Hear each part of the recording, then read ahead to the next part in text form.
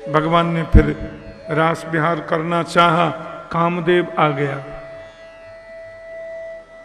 क्यों आए हो? बोले जहां सुंदर स्त्री हो, सुंदर पुरुष हो और एकांत में दोनों मिलते हो, वहां मैं आ जाता हूं। स्त्री पुरुष एकांत में मिलेंगे तो हम आएंगे। भगवान ने कहा, शिव के रूप में मैंने तुमको जलाकर भस्म कर दिया था।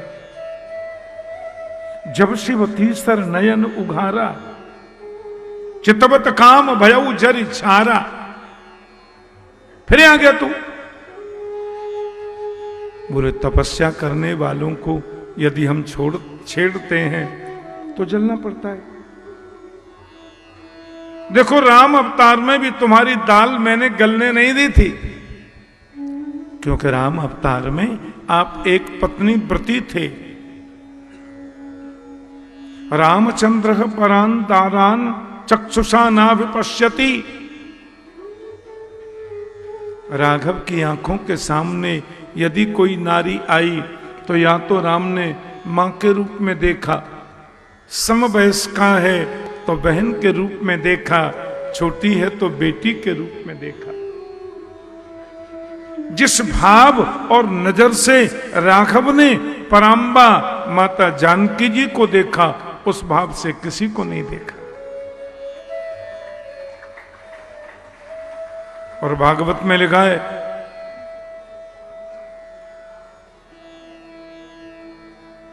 जो व्यक्ति एक पत्नी व्रती होता है, एक पत्नी व्रत धारण करता है, वो गृहस्थ व्यक्ति भी एक रूप में ब्रह्मचारी माना जाता है।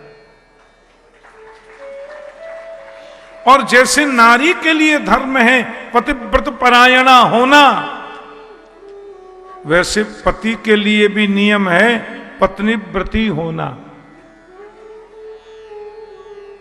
तो वहां तो कामदेव हारेगा, पर यहां ये विश्व सुंदरी गोपियां, त्रिभुवन सुंदर आप, गले में गलवैयां देकर रास रचाएंगे, इधर तो मैं पहुंचूंगा। कामदेव स्वयं आया, असिस्टेंट से काम नहीं चलता है।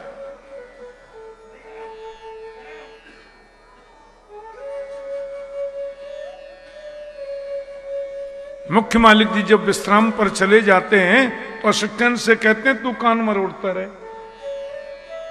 कब यूं कर दियो कब यूं कर दियो। ऐसा नहीं चलता।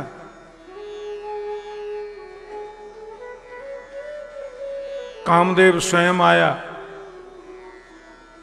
और जितनी गोपी थी उतने कृष्ण बन गए। भगवान बोले अब तो मैदान में दो दो हाथ करेंगे तुमसे।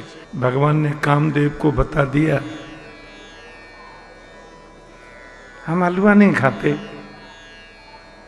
खाओगे कहां से, तुमको मिलता ही नहीं है। नहीं मिलना तो वो है, होने पर भी इच्छा ना हो। हम ब्रह्मचारी हैं, मुंह किसी ने देखा नहीं, दांत गन्ने कोई आया नहीं, शादी किसी ने करी नहीं, तो ब्रह्मचारी तो ऑटोमेटिक ही हो गए। लेकिन असली ब्रह्मचारी कौन?